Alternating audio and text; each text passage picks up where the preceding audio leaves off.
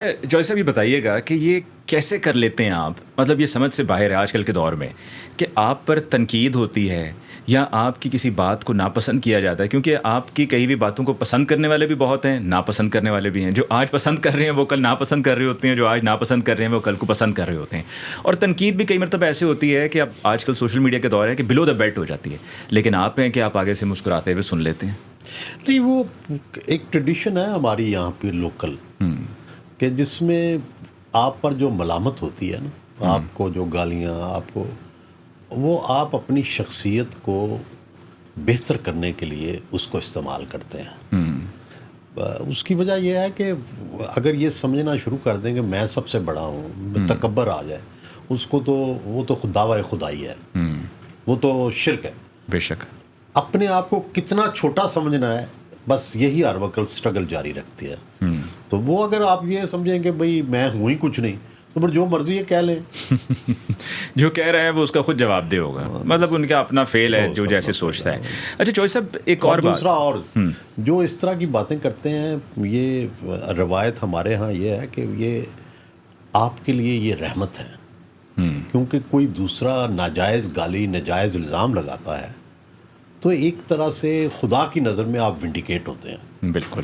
اچھا جوئی صاحب، یہ شروع میں میں نے کچھ اس طرح کے سوالات اس لیے آپ سے پوچھے کیونکہ ہم آج کل جب پوڈ کاسٹ ہوتا ہے نا تو سیدھا ہی ٹھک ٹھک ٹھک شروع ہو جاتا ہے معاملہ، اور سیاست کا چونکہ آج کل یہ معاملات بڑے گرم چل رہے ہیں، تو اس پر یہ کہ لوگ بھی جاننا چاہ رہے ہوتے ہیں، لیکن it's important to know who actually Sohail Warraich is for the viewers. اب جوئی صاحب، میری سوئی جو ہے نا وہ وہیں پہ اڑی ہوئی ہے کہ جو آپ کا کالم تھا، خبردار ہوشیار تیار، اور اس میں آپ نے کہا کہ زوال جولائی سے شروع ہو جائے گا۔ اب جب میں نے یہ آپ کی لائن پڑھی تو میں نے کہا یہاں پہ چودھری صاحب نے یہ نہیں لکھا کہ ہو سکتا ہے یا ہونے کے امکانات ہیں، لکھا ہے شروع ہو جائے گا۔ پھر ساتھ ہی نیچے لکھ بھی رہے ہیں کہ جناب اے تجزیہ خبر نہیں، مطلب ساتھ میں آپ اس کو پورا بریکٹ کر کے ڈیفینڈ بھی کر رہے ہیں، تو کیا اصل بات کیا ہے یہ بتائیے۔ نہیں دیکھیں، 40 سال سے میں اسی میدان کا ایک ادنا سا سپاہی ہوں، تو آپ اسباب تو جان لیتے ہیں نا۔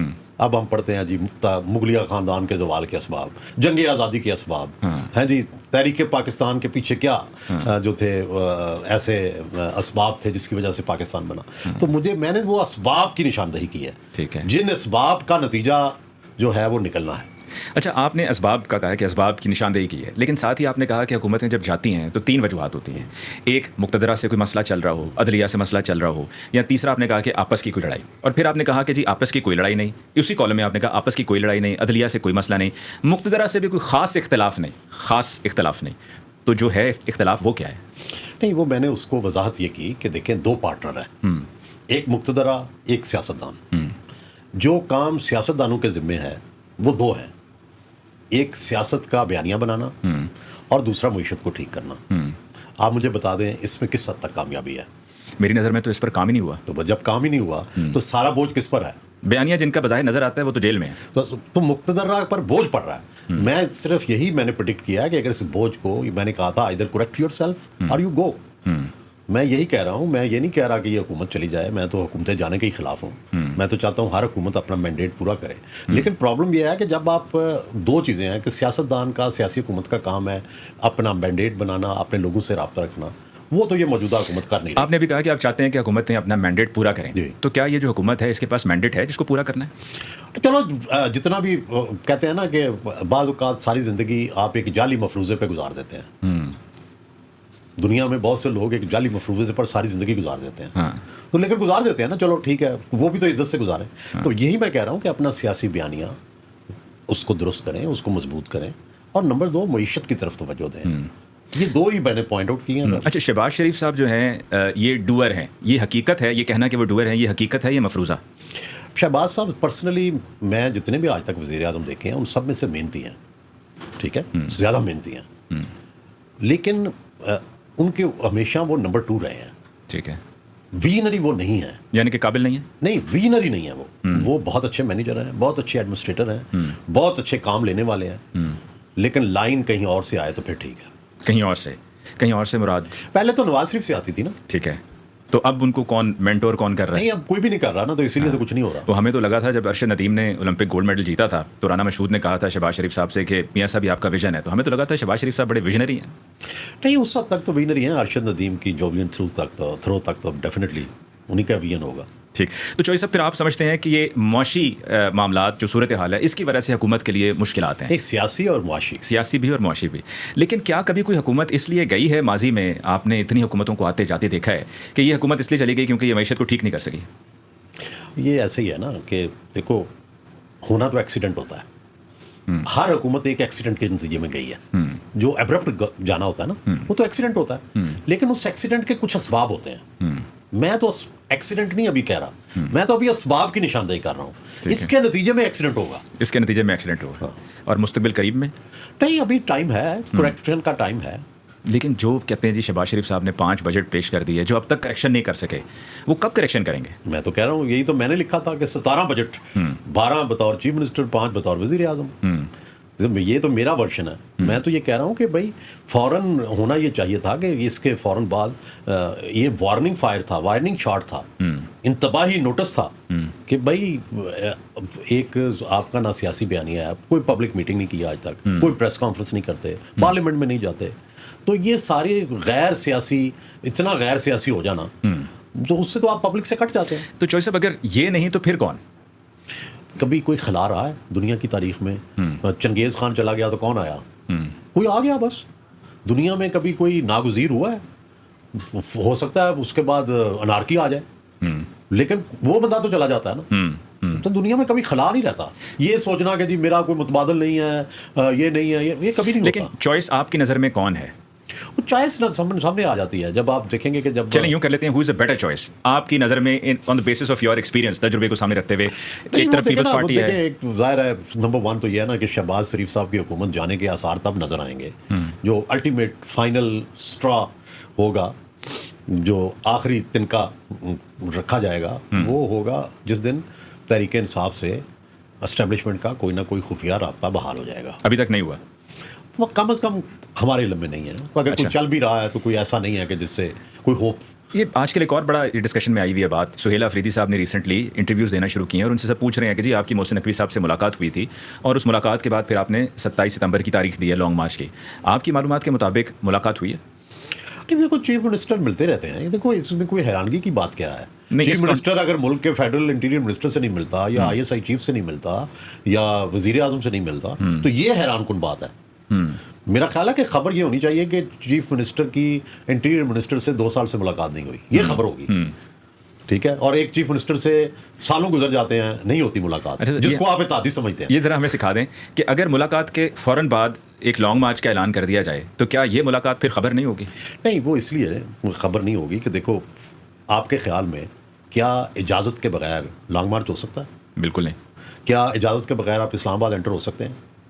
کیا تو پھر کیا آپ بات کرتے ہیں؟ جب یہ دنیا کے تقاضے ہیں، آپ یہاں پہ لاہور میں جلسہ کے لیے تو DC کے دفتر کے چکر لگاتے ہیں، اور آپ کا خیال ہے چیف منسٹر کسی سے بات کیے بغیر ہی لانگ مارچ رکھ دے؟ کیوں رکھے؟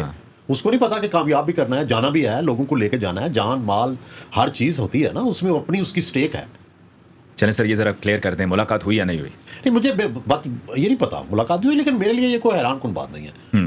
ملاقاتیں رہی ہیں ان کی، ٹھیک ہے، پبلکلی بہت ساری ملاقاتیں ان کی ہوئی ہیں جس کا انہوں نے اظہار کیا. بیہائنڈ کلوز ڈورز بھی، بیہائنڈ کلوز ڈور بھی. اب گنڈاپور صاحب کی بھی ہوتی تھی، ان کی بھی ہوتی ہیں، ہونی چاہیے. میں تو کہتا ہوں نہ ہونا خطرناک ہے. جن کی نہیں ہو رہی ان کے بارے میں پوچھیں. آپ کو PTI عمران خان کا کیا مستقبل نظر آ رہا ہے؟ دیکھیں ہم تو وش ہی کر سکتے ہیں نا، ہم کوئی فیصلہ ساز تو ہے نہیں. ہم تو یہ کہہ سکتے ہیں مصالحت ہو، کوئی راستہ نکل آئے، امن ہو جائے، استحکام ہو جائے. ہم تو اس طرح کی باتیں کر سکتے ہیں. جو کوئی کہہ سکتا ہے یہ آئیڈیالوجیکل، یہ ایسے کیا باتیں کر رہے ہیں، یہ باتیں ویسے آپ نے حقیقت سے دور کر رہے ہیں. لیکن گزارش یہ ہے کہ بعض اوقات جب آپ کے بس میں کچھ نہ ہو تو پھر آپ آئیڈیلسٹک کی باتیں کریں گے نا. ہماری تو یہی خواہش ہے کہ ہو جائے. اب سوال ہے کہ اس کے 2 فریق ہیں، ایک مقتدرہ اور ایک PTI یا عمران خان.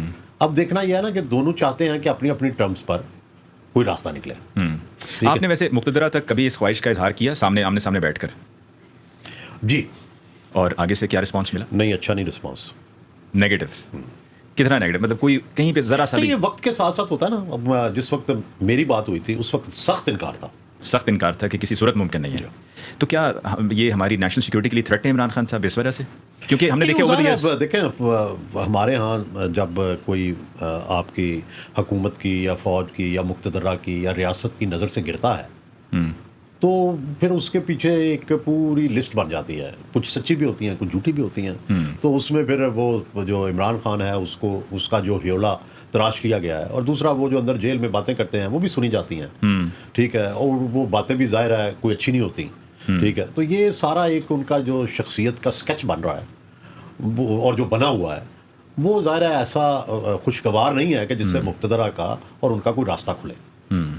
لیکن ملک کو آگے چلانے کے لیے کیا یہ اختلافات ذاتی ہیں آپ کو لگتا ہے, یا یہ قومی ہیں؟ یہ مطلب نہیں, وہ دیکھیں دنیا میں میرا اور آپ کا ہو جائے اختلاف, میں کبھی نہیں مانوں گا انسانی سرشت میں آ کے میرا اور آپ کا ذاتی اختلاف ہے. میں کہوں گا اصولی اختلاف ہے.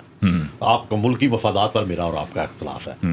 بہت بڑے بڑے ہمارے آپس کے جھگڑے ہیں, وہ اتنا ذاتی ہے.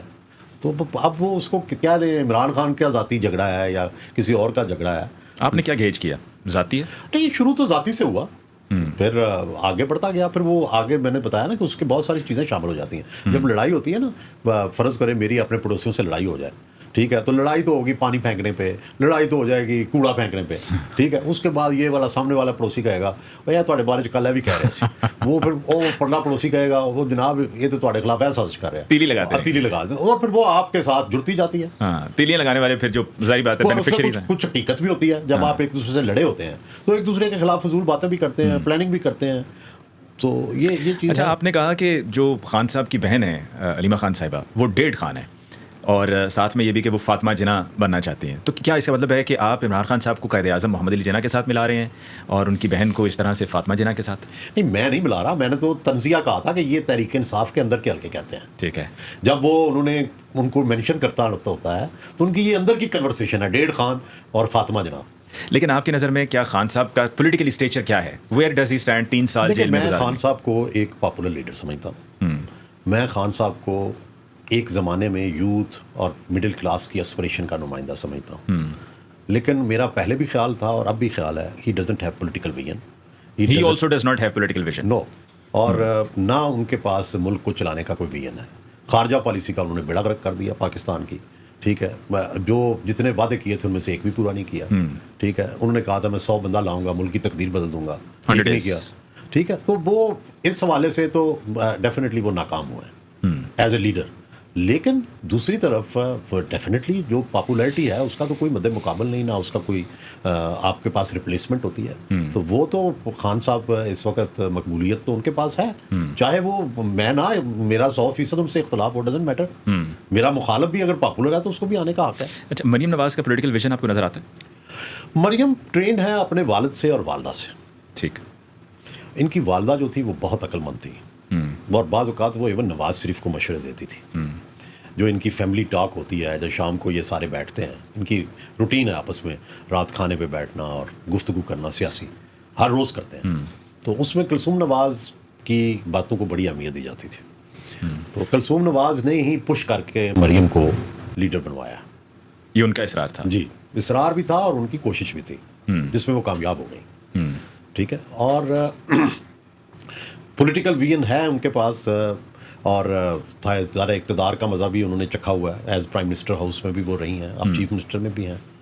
لیکن گزارش یہ ہے کہ ابھی فری ٹرائل نہیں ان کا ہوا. Free trial? فری ٹرائل یہ ہے کہ ان پہ سب کچھ چھوڑ دیا جائے, اس کا ابھی ہمیں نہیں پتا. ابھی تو وہ اپنے والد کے انڈر انفلوئنس ہے, ٹھیک ہے.